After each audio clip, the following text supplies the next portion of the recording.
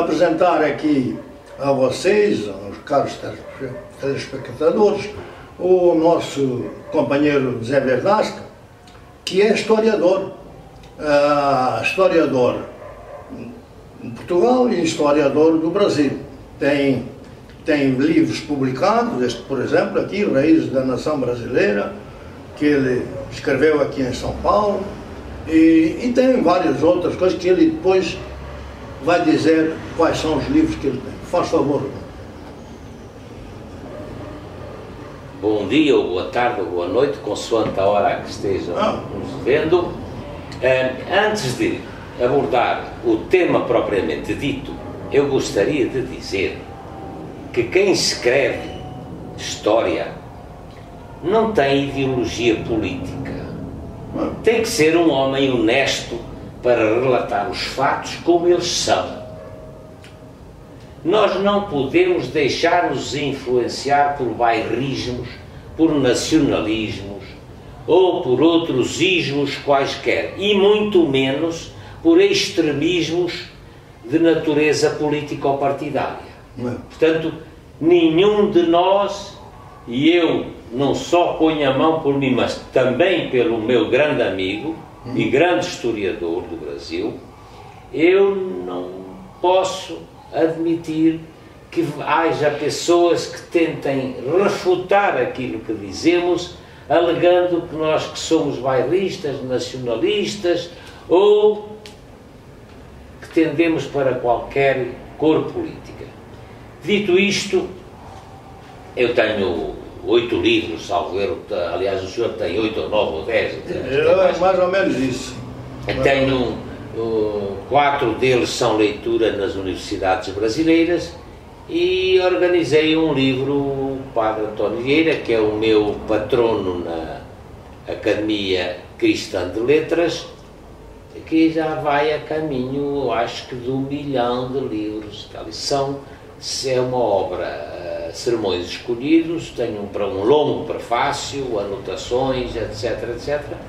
E a leitura desde o Oiapoque ao Chuí nas universidades brasileiras. Este aqui, que eu gosto muito deste livro, Raízes da Nação Brasileira, que começa no dia 9 de abril de março em Lisboa com a saída do Cabral e vem até aos nossos dias. E de todos os livros meus e do companheiro Neto Guerreiro, eu posso dizer uma coisa: são livros honestos. Bom, acima de tudo isso, especialmente honestidade, é o que não nos falta. Felizmente, porque há muitos historiadores ou muita gente que escreve livros de história que não são honestos, não são corretos com a história.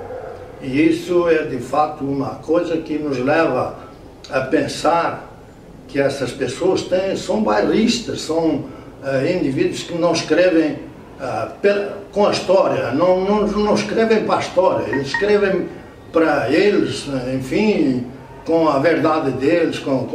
E essa é uma questão que a gente tem que, de qualquer maneira, acabar com isso, porque a história não muda.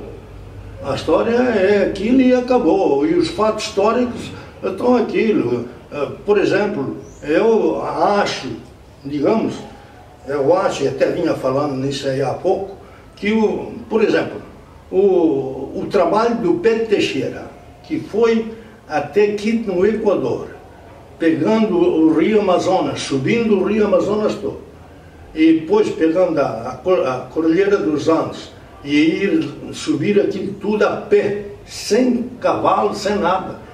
Subir aquilo tudo, foi até Quito, no Equador, que fica do outro lado, virado para o Pacífico. Quer dizer, chega lá, conversa naquele tempo, porque quem governava naquele tempo o Brasil, coisa, era o rei espanhol, que era o Filipe IV da Espanha e Filipe III de Portugal. E o Filipe tinha aqui um vice-rei justamente em Quito. E o Pedro Teixeira foi lá falar com esse governador e tal, mas já tinha em mente pegar as terras do Amazonas como descoberta, como coisa dele, para anexar ao Brasil. E foi isso que ele fez, foi lá, conversou e tal, e depois no regresso ele fundou uma cidade que chamou Mariana, franciscana, digo, desculpe, é franciscana, em homenagem aos padres franciscanos que apareceram em Belém, lá, não sei, de qualquer maneira apareceram lá. E o Pedro Teixeira mandou fazer uma ata em espanhol para dizer que aquelas terras que eles estavam tomando posse, descobrindo que eram terras da coroa portuguesa, porém o rei era espanhol naquela altura. Quer dizer, isso aí foi tudo destruído com um simples verso que temos hoje no nosso hino nacional, que é que dizem que o Brasil é gigante pela própria natureza. Ora, quer dizer, o Pedro Teixeira não fez nada. Foi lá, descobriu, conquistou e não fez nada. Quer dizer, a natureza é que fez. Permita-me que lhe diga, foi a natureza forte do Pedro Teixeira. Foi a natureza. A natureza dos homens. Mas não ficamos por aí. Por exemplo, nós temos outra questão, a questão do Dom Pedro I. O Dom Pedro I também é outra mentira. O Dom Pedro I veio de São Paulo, tal, chegou em Santos, ali pegou umas mulas lá, que tinha o governador aqui de São Paulo, tinha lá umas mulas vermelhas. Ele pegou umas mulas para subir aqui a Serra do Mar, aqui, e chegou aqui, agora o Pedro Américo, pinta o Dom Pedro I em cima de um cavalo como sendo coisa da salvação do Brasil. Isso não é verdade.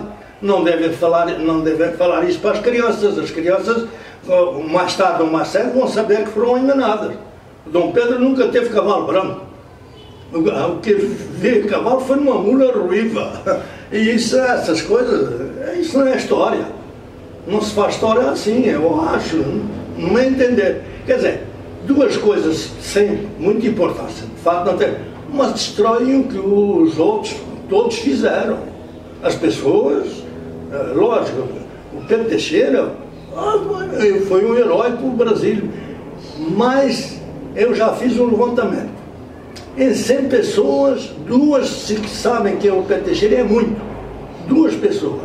Se sabem quem é o Pedro Teixeira, é muito. 2. Quer dizer, um verso do hino nacional derrubar tudo o que um indivíduo fez durante 3 anos que ele andou por aí.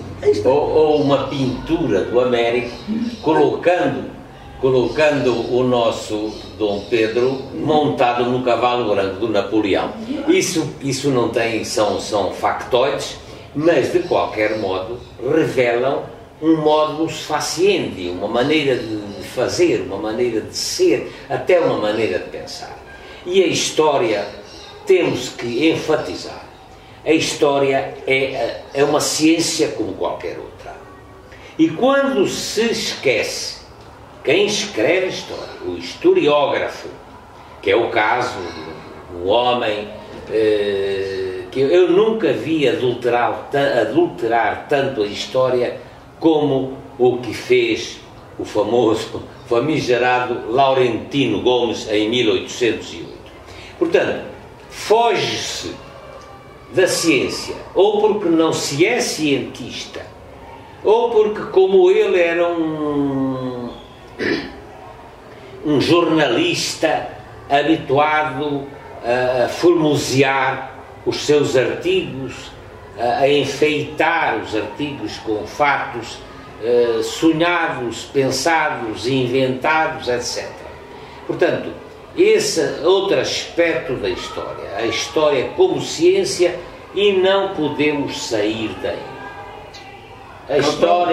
A história tem que ser relatada consoante a viram quem assistiu os fatos, quem os pesquisou e o relatou fielmente, de acordo, pelo menos com a sua verdade, mas uma verdade baseada na pesquisa histórica, uma verdade da ciência histórica.